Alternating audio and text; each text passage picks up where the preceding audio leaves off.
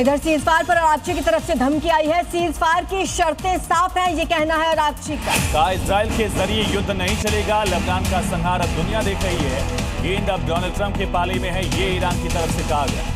तो America cease fire चुने या फिर इजराइल, ये कहना है। तो लगातार बयानबाजी सामने आ रहा है। कहा यह जा रहा है कि ये ट्रंप के पाले में। शुक्रवार को बातचीत होनी है और बातचीत से ठीक पहले विदेश मंत्री ईरान के अब्बास अरागची ने यह बड़ा बयान दे दिया।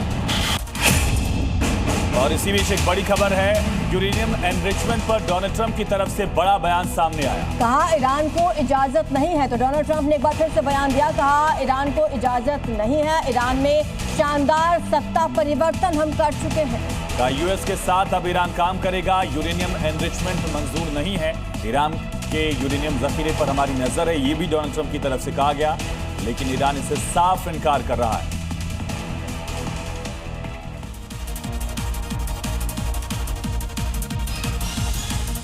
तो अमेरिका और ईरान में सीजफायर के प्रस्ताव में विरोधाभास, कॉन्ट्रडिक्शन लगातार दिख रहे हैं। ईरान हॉर्मुज पर नियंत्रण और यूरेनियम संवर्धन जारी रखना चाहता है, जबकि अमेरिका यूरेनियम पर पूरा नियंत्रण चाहता है। और इसे लेकर नेतन्याहू ने भी अब बड़ा बयान दे दिया। सीज फायर के बाद इजरायली प्रधानमंत्री नेतन्याहू ने देश को संबोधित किया और यूरेनियम को लेकर बड़ा बयान दिया। नेतन्याहू ने कहा कि ईरान में जो संवर्धित यूरेनियम बचा है वो ईरान से बाहर जरूर आएगा, या तो समझौते के जरिए या फिर लड़ाई के जरिए। इजरायली कान न्यूज़ की रिपोर्ट के मुताबिक ईरान संवर्धित यूरेनियम सौंपने पर विचार कर सकता है अगर उसे ग्लोबल प्रतिबंधों से राहत मिले तो। हालांकि ईरान यूरेनियम संवर्धन जारी रखना चाहता है, लेकिन अमेरिका यूरेनियम पर पूर्ण नियंत्रण की फिराक में है।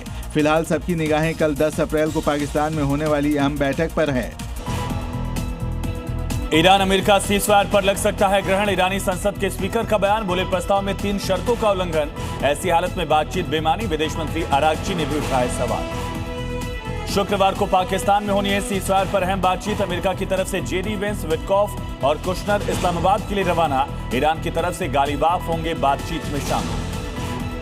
नेतन्याहू के बाद अमेरिकी उपराष्ट्रपति वेंस ने भी लेबनान पर साफ किया स्टैंड। बोले सीज फायर में लेबनान नहीं था शामिल। ईरान बोला अगर लेबनान नहीं तो बंद रहेगा हॉर्मुज स्ट्रेट। आज 3 राज्यों में विधानसभा चुनाव के लिए वोटिंग। असम में 126 सीटों पर मतदान।